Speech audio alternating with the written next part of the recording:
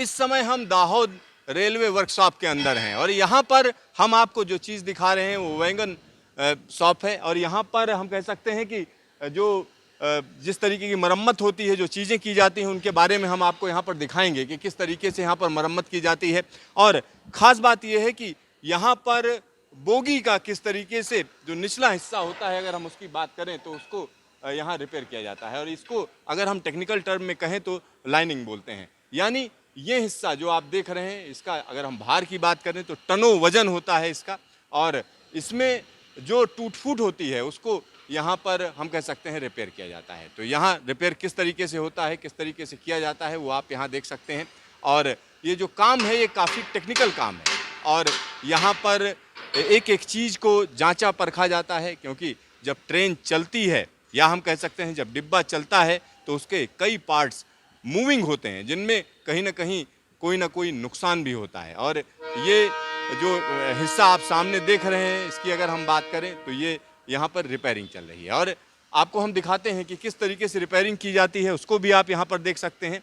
और यहाँ जो वेल्डिंग हो रही है वो ख़ास तरीके की वेल्डिंग है। वेल्डिंग को आप देख सकते हैं कि किस तरीके से यहाँ पर वेल्डिंग की जा रही है।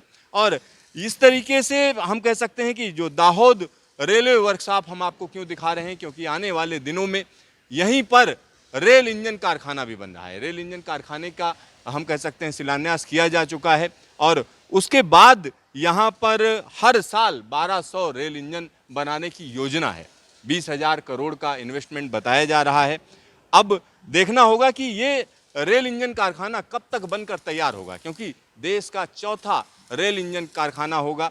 और जब ये बनकर तैयार हो जाएगा तो निश्चित तौर पर हम कह सकते हैं कि यहाँ पर डायरेक्ट एम्प्लॉयमेंट भी बढ़ेगा, साथ ही साथ जो अप्रत्यक्ष एम्प्लॉयमेंट है वो भी बढ़ेगा। तकरीबन 10,000 लोगों को और ज़्यादा रोजगार मिलने की उम्मीद है। अगर हम इस समय की बात करें, दाहोद रेलवे वर्कशॉप की बात करते हैं, तो यहाँ पर तकरीबन 2,000 लोग हम कह सकते हैं सीधा यहाँ पर रोजगार पाए हुए हैं। तो आने वाले दिनों में अगर हम देखें तो दाहोद और आसपास का जो इलाका है, ख़ास तौर पर ये इलाका आदिवासी इलाका माना जाता है, लिहाजा यहाँ पर आदिवासियों के लिए हम कह सकते हैं कि बड़ी सौगात है। लेकिन जब ये रेल इंजन कारखाना बन जाएगा तो निश्चित तौर पर कहा जा सकता है कि जो देश में इलेक्ट्रिफिकेशन चल रहा है, एक बड़े स्तर पर इलेक्ट्रिफिकेशन चल रहा है, तो उसमें ढेर सारे इलेक्ट्रिक इंजनों की ज़रूरत है। तो उसकी भरपाई या हम कह सकते हैं उसकी जो सप्लाई है वो कहीं ना कहीं यहाँ पर दाहोद रेल इंजन कारखाने से होगी। तो यहाँ जो रिपेयरिंग का काम है वो हम आपको दिखा रहे हैं कि किस तरीके से रिपेयरिंग की जाती है। अलग अलग पार्ट्स हैं